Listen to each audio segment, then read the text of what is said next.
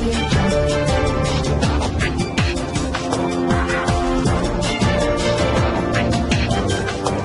भारत, केवल खबरें और कुछ। नमस्कार, मैं हूं अंजलि। आरपी भारत में आपका स्वागत करती हूं। तो चलिए शुरुआत करते हैं आज की किसी खास खबर से। 195 किलोमीटर की रफ्तार से बुधवार को आएगा सुपर साइक्लोन अम्फान। पश्चिम बंगाल में बड़े नुकसान की आशंका। चक्रवाती तूफान अम्फान ने सुपर साइक्लोन का रूप ले लिया है। पश्चिम बंगाल के तटीय इलाकों में यह 20 मई की दोपहर में पहुंचेगा। इस दौरान हवा की रफ्तार 195 किलोमीटर प्रति घंटा हो सकती है और इससे काफी नुकसान की आशंका है। भारत में इससे पहले ऐसा चक्रवाती तूफान 1999 में आया था। केंद्र सरकार और national disaster response force NDRF ने सोमवार को यह चेतावनी जारी की। सोमवार को इसे लेकर प्रधानमंत्री की अध्यक्षता में बैठक भी हुई और तैयारियों का जायजा लिया गया। अम्फान ने सोमवार को सुपर साइक्लोन का रूप ले लिया। केंद्र सरकार की तरफ से जारी बयान में कहा गया कि बंगाल की खाड़ी में अम्फान ने सोमवार को सुपर साइक्लोन का रूप ले लिया। इससे पश्चिम बंगाल के तटीय इलाकों में काफी नुकसान की आशंका है। यहाँ यह तूफान 20 मई को 195 किलोमीटर प्रति घंटा की रफ्तार से टकराएगा। पश्चिमी मिदनापुर, उत्तर और दक्षिण 24 परगना, हावड़ा, हुगली और कोलकाता जिले में सबसे ज्यादा प्रभावित होने की आशंका है। ओडिशा के जगदीशपुर, केंद्रपाड़ा, भद्रक और बालासोर जिले ज्यादा प्रभावित होंगे। मौसम विज्ञान की माने तो यह चक्रवाती तूफान में 6 मीटर ऊंची लहरें उठने की आशंका जताई जा रही है। भारतीय मौसम विभाग ने समुद्र में 4 से 6 मीटर ऊंची लहरें उठने की आशंका जताई है। इससे उत्तर और दक्षिण 24 परगना के निचले इलाके में पानी भर सकता है। पश्चिमी मिदनापुर में 3 से 4 मीटर ऊंची लहरें उठने की आशंका है। तूफान के कारण दूर संचार सेवाएं बाधित हो सकती हैं। इसे देखते हुए केंद्र सरकार ने संबंधित विभागों को तैयार रहने को कहा है ताकि जल्द से जल्द सेवाएं दोबारा शुरू की जा सके। राहत और बचाव कार्यों के लिए तटरक्षक बल और नौसेना ने पोत और हेलीकॉप्टर तैनात किए हैं। सेना और वायुसेना को भी तैयार रहने को कहा गया है। बता दें कि इससे पहले 1999 में आया था सुपर साइक्लोन। NDRF प्रमुख SN प्रधान ने कहा कि अम्फान जब तटीय इलाकों में पहुंचेगा, यह बेहद खतरनाक स्तर का चक्रवाती तूफान होगा। यह सुपर साइक्लोन से बस एक लेवल नीचे होगा। हालांकि इसे सुपर साइक्लोन का दर्जा दे दिया गया है। इससे पहले 1999 में उड़ीसा में आए तूफान को यह दर्जा दिया गया था। प्रधान के अनुसार उड़ीसा और आंध्र प्रदेश में अम्फान का असर मई 2019 में आए फनी जैसा हो सकता है। NDRF ने पश्चिम बंगाल और उड़ीसा में आपात स्थिति से निपटने के लिए 25 टीमें तैनात की हैं और 12 को स्टैंड बाय में रखा गया है। पश्चिम बंगाल सरकार ने कहा है कि NDRF के साथ राज्य की टीमें भी भेजी गई है। मौसम विभाग के महानिदेशक डॉक्टर मृत्युंजय महापात्र ने सोमवार की सुबह कहा था कि 20 मई की शाम तक तूफान की गति 265 किलोमीटर प्रति घंटा तक पहुंच सकती है। चित्र के माध्यम से समझिए, 20 मई 2020 तटीय इलाकों से टकराएगा साइक्लोन अम्फान। इस चित्र के माध्यम से आप देख सकते हैं कि चक्रवाती तूफान किस तरीके से, कितनी रफ्तार से बढ़ रहा है। बंगाल की खाड़ी से ये शुरू हुआ चक्रवाती तूफान अम्फान 18 मई समय लगभग 11:30 बजे रात्रि। तूफान की गति 230 से 240 किलोमीटर प्रति घंटा, गस्टिंग 265 तक। बंगाल की खाड़ी से शुरू हुआ ये चक्रवाती तूफान अम्फान।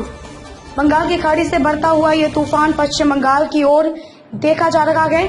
समय 20 मई 11:30 बजे रात्रि। तूफान की गति 145 से 155 किलोमीटर प्रति घंटा, गस्टिंग 170।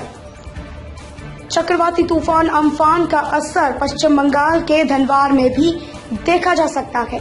फिर आगे बढ़ता हुआ पश्चिम बंगाल से ये बांग्लादेश की ओर। बांग्लादेश में इसका अनुमानित समय 21 मई 11:30 बजे प्रातः। तूफान की गति 80 से 90 किलोमीटर प्रति घंटा, गस्टिंग 100 तक।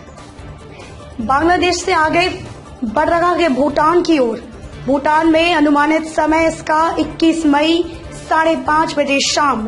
तूफान की गति 40 से 50 किलोमीटर प्रति घंटा, गस्टिंग 60 तक। सुपर चक्रवाती तूफान के रूप में 195 किलोमीटर प्रति घंटा तक हवा की काफी तेज रफ्तार के साथ पश्चिम बंगाल तट से टकराने की प्रबल संभावना है।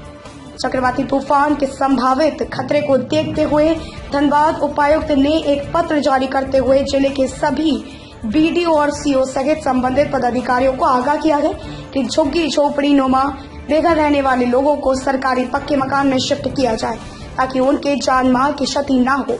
आरपी भारत की टीम सजगता से इस खबर की पड़ताल की तो झुग्गी झोपड़ी में रहने वालों ने बताया कि तूफान के संबंध में किसी भी जानकारी से अनजान हैं हम। प्रचार प्रसार को लेकर भी बताया गया कि अब तक कोई प्रचार वाहन हम लोगों को सचेत करने नहीं आया है। उपायुक्त धनबाद के पहल को बुद्धिजीवियों ने सराहा है, लेकिन उनके आदेश को जब तक अमली जामा नहीं पहनाया जाता तब तक उनका प्रयास भी निरर्थक माना जाएगा। जरूरत है कि गरीबों को सुरक्षित रखने की और त्वरित पहल करने की, लेकिन अब तक मामले में कोई गतिविधि न दिखना कहीं बड़े नुकसान का कारण न बन जाए। आरपी भारत के लिए अजित कुमार के साथ मनीष कुमार झा की खास रिपोर्ट। नमस्कार, आप तमाम दर्शकों का आरपी भारत में स्वागत है और मैं हूं मनीष कुमार झा। अभी चक्रवाती तूफान अम्फान जोरों से है। धनबाद के उपायुक्त अमित कुमार ने यह घोषणा की है। उन्होंने लिखित रूप से प्रखंड विकास पदाधिकारी, अंचलाधिकारी सभी को यह पत्र लिखे हैं कि झुग्गी झोपड़ी में रहने वाले लोगों को वहां से प्रतिस्थापित किया जाए, सरकारी भवनों में उन्हें रहने की व्यवस्था दी जाए ताकि इस तूफान से लड़ने की उन्हें भी क्षमता प्रदान हो और वो सुरक्षित हो सके। अभी मैं आपको गोविंदपुर प्रखंड अंतर्गत बागसुमा पंचायत के पीछे का दृश्य दिखाना जा रहा हूँ। यह दृश्य है जिसमें करीब से करीब 30 परिवार रहते हैं। सिर्फ पॉलीथीन और भट्ठे से जो भी चीज रिजेक्ट कर दिए जाते हैं वो ये लोग लाते हैं, वही दरी लाकर और अपना घर बनाते हैं इसमें। ऐसे में यदि ये लोग ऐसे तूफान का सामना करें तो करें कैसे? सरकारी सूचनाएं तो लोगों के पास नहीं है, लेकिन इसमें से कुछ ने हमें बताया कि उन्हें लोगों से पता चला है कि तूफान आने वाला है। और जब मैंने यह पूछा कि क्या आप यहाँ से कहीं सुरक्षित स्थान पे गए नहीं, तो उन्होंने अपनी बेबसी बताया कि उन्हें कुछ पता है ही नहीं इसके बारे में। आइए, एक महिला है हमारे साथ, उनसे हम जानने का प्रयास करते हैं क्या उन्हें इस तूफान के बारे में जानकारी है और उपायुक्त महोदय ने जो इतना सुंदर व्यवस्था किया है इसके बारे में क्या जानकारी है। आपको जानकारी है तूफान के बारे में? कुछ भी नहीं। कुछ भी नहीं? कोई लाउड स्पीकर से अनाउंस वगैरह या जो प्रतिनिधि है, मुखिया वगैरह कुछ आके बोले? कोई भी नहीं बोला, कुछ भी नहीं बताया। तो ये चक्रवाती तूफान है और कल से अनुमान है कि जबरदस्त ये आने वाला है। इसके विषय पर आप लोग कुछ पूछे नहीं उन लोगों से? हम लोग का कोई कुछ बताइए नहीं किया, नहीं किसको पूछने जाएंगे। कितने दिनों से रह रहे हैं यहाँ? हम लोग यहाँ तो बोल रहे 20 साल से बेसी हो रहा है। और जो हम देख पा रहे हैं इसमें बिजली वगैरह कुछ नहीं है? कुछ भी नहीं है, डिबरी जला कर रहते हैं रात में। और यहाँ किसी प्रतिनिधि से कहे नहीं कि आपको असुविधा है, रहे कैसे? हम लोग सबको बोले, कोई किसी सुनवे नहीं करते हैं। क्या नाम है आपका? हम दुलारी देवी। ये आलम है गरीबों का। इनका घर का मैं दृश्य दिखाना चाहूंगा आपको कि घर क्या है वो देख लें। एक पेड़ को काट लिए हैं, उस पर कुछ बांस लगाकर और बस कुछ पॉलीथीन से ये इसे छाड़ दिए हैं, हो गया इनका आशियाना। अब इतने बड़े तूफान का सामना यह कैसे कर पाएगा? उपायुक्त के आदेश के बावजूद अगर इन्हें अभी तक यह सूचना प्राप्त नहीं हुई है या इन्हें गंतव्य स्थानों तक, सुरक्षित स्थानों तक नहीं पहुंचाया गया है, तो यह बहुत ही सोचनीय विषय है और दर्दनाक भी। इनके घरों में जहां तक यह कहा जा रहा है कि अंतिम पायदान पर बैठे लोगों के पास विकास पहुंचेगा, तो क्या इनके घर में अभी बिजली भी नहीं है? हम दिखाना चाहेंगे कि इनके घर में बिजली की भी सुविधा नहीं है। आखिर ये अपना समय कैसे व्यतीत करते हैं, यह सोचने वाली बात है।